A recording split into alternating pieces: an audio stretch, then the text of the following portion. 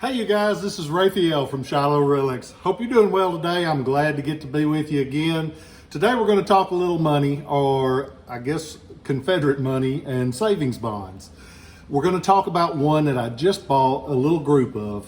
You don't get a chance to get multiples of these very often, but I bought a collection of about 20 of this style of Confederate bond. And it's always been one of my favorites, so when I got a chance to get that many of them, I jumped on it. It's one that is listed in the books. The old, earlier book was Criswell, and he listed it as a 121A. In Ball and Simmons's book, they listed it as a Type 137. Either way you want to call it, it's a neat bond because of the imagery of the bond. In the center, we have this. And it's a soldier sitting, warming his hands by the fire. He's in his full uniform, and it's to tug on those heartstrings of the folks back home that would have been buying these Confederate bonds to help the war effort. And a lot of times you have a picture of somebody in a fancy suit in the middle of the bond, but this one was getting across the point that each one of these bonds would be helping those soldiers that were at war. It's a neat image, and you see it on this version.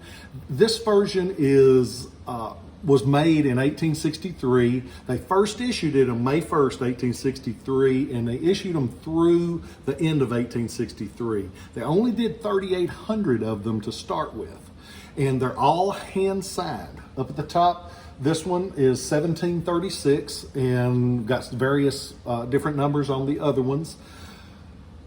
I remember, if you remember, we talked earlier about the way the Confederate bond system worked, but I'm going to tell you it again, just in case you didn't get a chance to see that one. The Confederate bonds were physically purchased. You didn't go in and put it on a computer and they send you your dividend check every so often. The way they did these, you go in, you actually buy the paper, and if you notice down on the bottom, they have coupons, and each coupon has a date.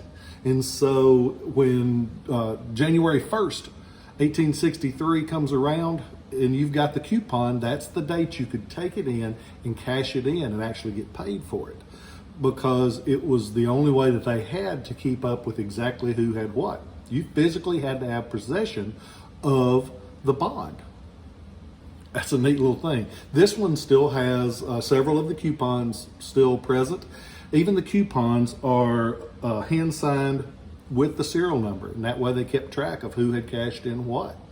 The notes, the paper is hand signed by the people for the Treasury and for the Register, and that's a neat little trait. And that's one of the things you look for when you're looking at one, trying to figure out if it's real or not, because those reproductions are printed.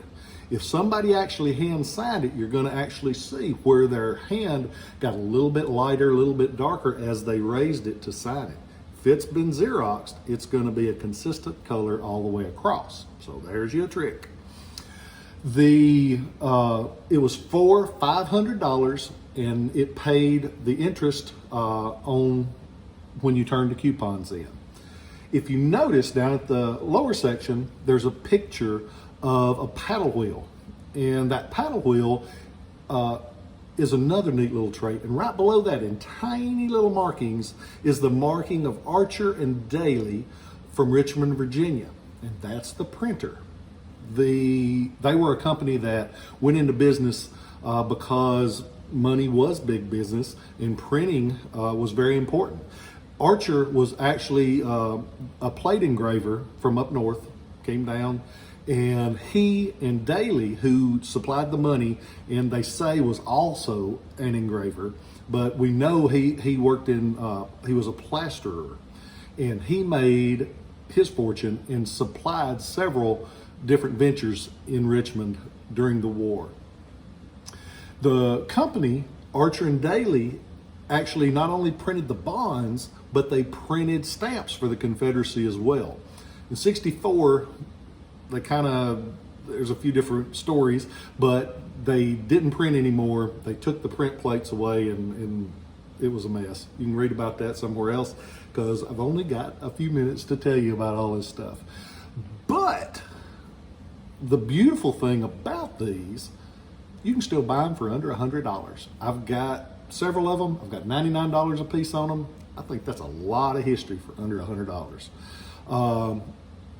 This one is available as of today. It's going to be on the website.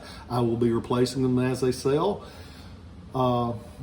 I hope that you go onto that website because I bought a really cool group of Confederate money and Confederate bonds, savings bonds. And I'm getting them on as I have time because I am a one-row mule in a one-mule show. So it just takes me a while to get everything on. But there's a lot of cool Confederate currency, a lot of state currency. A lot of people didn't know that each one of the states had their currency as well. So go on there, look around, learn a little bit about Confederate money. I will always be glad to help if I can. And this morning, changing tracks, I was listening to a song by Jerry Jeff Walker, and it was about making the best of the situation. Or no, it wasn't. It was making something out of nothing. And so many times you hear that as a bad thing. I'm going to try to make that a good thing. I'm going to make something good out of nothing. Every time I get a chance, I'm going to make something out of nothing. I'm going to make someone feel better by my actions. I'm going to do my best to be kind to people. And I hope you do too. Make something out of nothing in a good way. All you hear, because you can only focus on the bad if that's all you want to see. I hope that you guys are well. I hope you remember that you're loved. I hope you go on to Shiloh Relics and order you a cartload of stuff. As long as that check and the credit card clear, God bless you. And I hope that y'all have a great day. Remember that somebody out there cares about you. Remember to be kind. I love you, and I'll catch you next time.